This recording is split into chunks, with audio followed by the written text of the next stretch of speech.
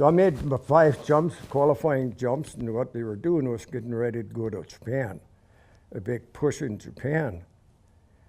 But then we were just done with training, and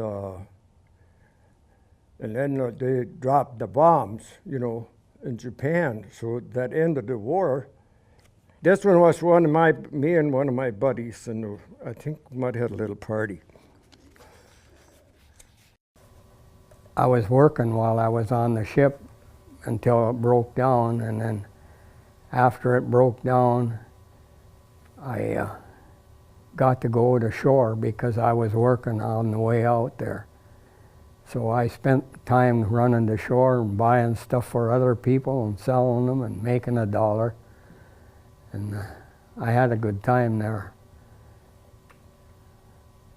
And the girls I got pictures of, they'd take a picture for so much money, and then for a wiggle they'd charge you another 50 cents. I run out of 50 cents. We went to St. New York. We were having the ocean. We were sitting there Sunday morning all by ourselves. Monday morning we get up and there were ships all around us. We still didn't know where we were going. On Friday morning there was some decks, and we were sitting out in the ocean all by ourselves. Then the ship captain came on, and he said, "We're going into Union Town." So we knew we're going into France. One day I was out there, we were eating, getting ready for dinner. The sirens went off. We were instructed to arm our weapons. I went out to, we were transported out to the pads. I armed the weapon on the airplane that I had. The pilots came in, got in their airplanes, started the engines. The gates were open, guards were positioned. 2 of the airplanes taxied out toward the gate and just sat there. This was the day that President Kennedy was assassinated. Later on in the day, word came to stand down. The airplanes came back in, shut down. We safed the weapons. And in my 20-year career in the service, that was the only time that I ever armed a nuclear bomb. As I approached graduation, I was reminded that the draft board would be looking for me. It turned out that while I was in college, I worked some in the cafeteria washing dishes, and 2 of the older students had talked about their military decision during those dishwashing episodes. And they had decided to apply for an officer candidate position. And if you had a college degree, they would let you take the test. And so when my time came, I thought, well, maybe that's the best thing to do. In fact, I had a younger brother who had enlisted in the Navy when he was a junior in high school. And in his arrangement, he went to half of the normal boot camp during the following summer and then reported for the remaining half after he graduated. And so he encouraged me to apply to the Navy, and he thought this OCS, Officer Candidate School, might be a good option. And by golly, I passed the test. And so now I had a point of interest, but the draft board still claimed me.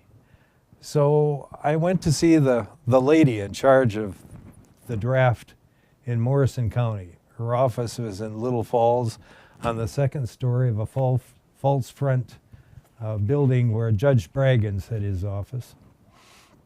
And I remember going up the outside staircase that was sort of wobbly and into this hallway, and way down the line I could see a 100-watt light bulb hanging down from the ceiling. And when I got down there was a room with a desk and all kinds of files, and it said Morrison County Draft Board.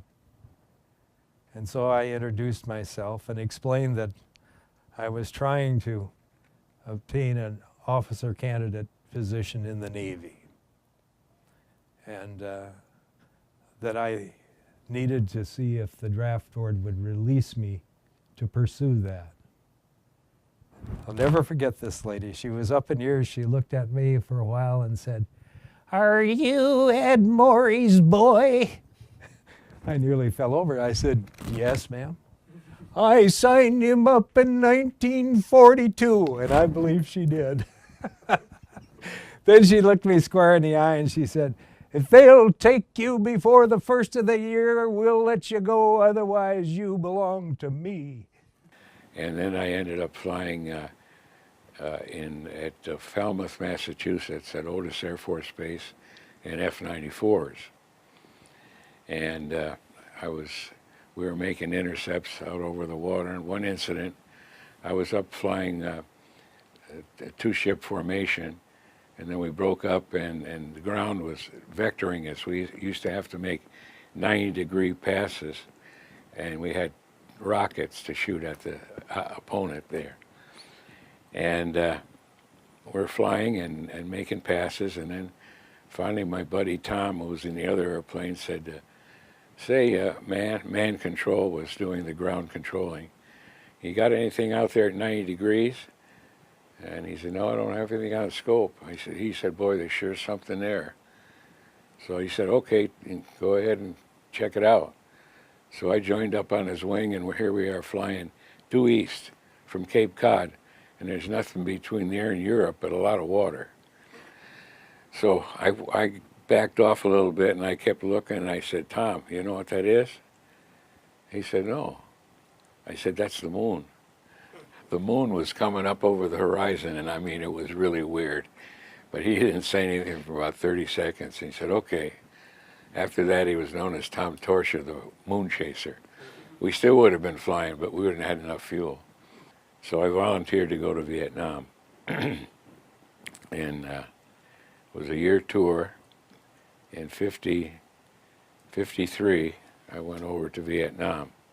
It was very early in the war. There were only 20,000 Americans in country then. They couldn't fly any combat missions unless they had a Vietnamese in the back seat. So I was flying C-54s there, and I flew other airplanes too when they needed somebody, and it was fun. So I got to see quite a bit of Vietnam.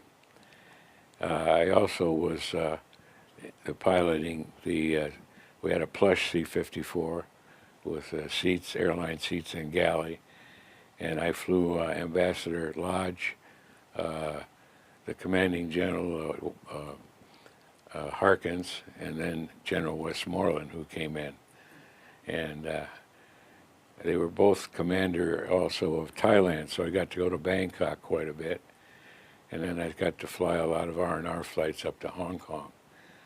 So it was a very interesting tour. And while we were in Vietnam, of course, the first troops over there, they hadn't set up mess halls or brought in any A rations, so we basically ate C rations for probably the first, 5 to 6 months anyway. And a C ration is just a can of like chicken noodle, or not soup, but it was a solid chicken noodle, and then you got a dessert, a pound cake or a fruit cocktail, and ironically, they gave you a little pack with 5 cigarettes in it. So those of us guys that didn't smoke, that was bargaining power for us to trade for a can of fruit cocktail or even pound cake. This is part of my experience over in Southeast Asia, which was my first traumatic experiences when we went out one time to pick up a plane. In fact, I think it was the second time. The first time was just in and out, nothing happened. The second time we went out there, and it was a downed helicopter, and we had basically destroyed everything. Put the paint on the plane, we were waiting to be evac'd. We know the helicopters are on our way, and we started getting ground fire from out in the jungle. Couldn't see anybody. We could hear it coming at us. I wasn't hit, but 2 of my friends were hit. They weren't killed. But like, holy cow, I'm in Southeast Asia. This stuff I've heard about, but I'd never experienced it before. And we called call back on the radio to tell them to get the lead out, get us out of here. Well, there's the Army I believe they were Cobra attack helicopters, showed up, and they just leveled the forest out in front of us. I don't think a mouse could have lived through that. And, you know, it was exciting at the time, and I went back, like, thankful to be alive, and it's just, I still have dreams about that. It's not something that makes me wake up in the middle of the night screaming or anything, but it was quite an experience. And my friend was firing. And I turned around and I was kind of walking backwards to get behind the line, and all of a sudden I saw a tracer coming right at me. And I went, oh boy, this doesn't, you know, and split second, it ricocheted off the ground about 30 feet in front of me and hit me right in the groin. And so I thought, this is my way home. But it was spent. And when it hit me, I felt it, but it dropped to the ground.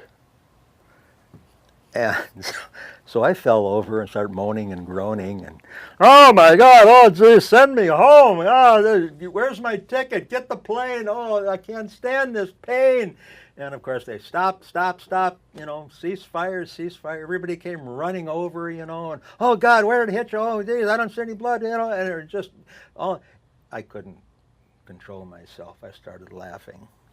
I get on a plane, I sit down next to this African-American soldier, and we had a lot in common. We're talking about things. He said, why don't you just spend a couple days, because I was supposed to overnight in Chicago. He said, why don't you spend the night with my family? I said, oh, I'd love to do that. That'd be great.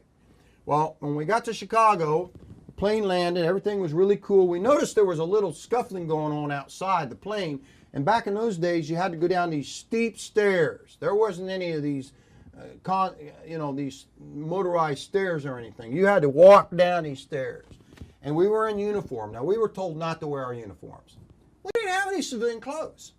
I mean, I told the sergeant when he says, Polton, you need to get out of that uniform. I said, what am I going to wear? Where do I get clothes? You know, I'm in a military base. But anyhow, bottom line was we were on our uniforms. And we're coming down the stairs, and all of a sudden, there's tomatoes coming from every direction. The guy in front of me, he gets hit. The sunglasses go flying. He fell. He knocked about 8 people down the stairs. It was a fiasco. In the meanwhile, the police and the MPs jumped in and just started beating these people with billy clubs. In the meanwhile, they tell us to go back and get back on the plane. So they took some of them into the terminal, and I got back on the plane. I wasn't staying there. The pilot was supposed to go ahead and fly the plane to Cleveland. Why, I don't know, it was empty. And he said, you know, why don't you just stay on the plane? You don't have to spend the night. I will take you to Cleveland with me. I'm the only guy on the plane. It was really cool. Here I am flying, but I am soaking wet with tomato juice. You know, and it was just embarrassing. And he got me dried off and everything, and the stewardesses cleaned me up and they fed me good. We got to Cleveland. He said, you're going to spend the night with me. My wife will get your uniform taken care of. I didn't know how you were going to do that. And I had khakis on, not dress, you know, I had the khakis on. And I only just had a couple ribbons. But the bottom line was, I don't know how she did it, but she got it dry cleaned and everything cleaned up, all the tomato sauce off and the tomato juice off. And then he drove me in his own POV all the way down to Columbus the next day to the airport where my brother picked me up. It was a surprise because I didn't tell my family I was coming home. I wanted to surprise everybody. I didn't understand what was going on. I really didn't understand until we had this big dinner for me, and one of my aunts at the dinner table. There's about 30 people there. They're all happy I'm home, safe and alive. I wasn't married or anything like that, so it was just me. And one of my aunts said, Charlie, how many women and children did you kill? And everybody just looked, you know, at her like, where did that come from? And I'm going, Ma, I gotta leave. So I got up, I left. Went back over to our house. We were at a church, a basement at my mom's church, my church too. But bottom line was I went home because I said, you know what? I got to get out of here. I don't know what's going on, what's happened to this country, but I just gave 16 months of my life, and these people are treating me like crap. You know, why my aunt ever asked me that? And I never answered her. Till the day she died, she never heard an answer from me. And I'm also involved in the Staples Veterans Park Committee, as well as Kevin here is, and I work with professional people that care about veterans. And that's the reason I joined it, because I'm a veteran, and there's a lot of veterans that's never gotten any recognition at all, and these people actually care. And this Veterans Park we have over here is going to be, when we're done with it, it's going to be world class, and it's already pretty close to that.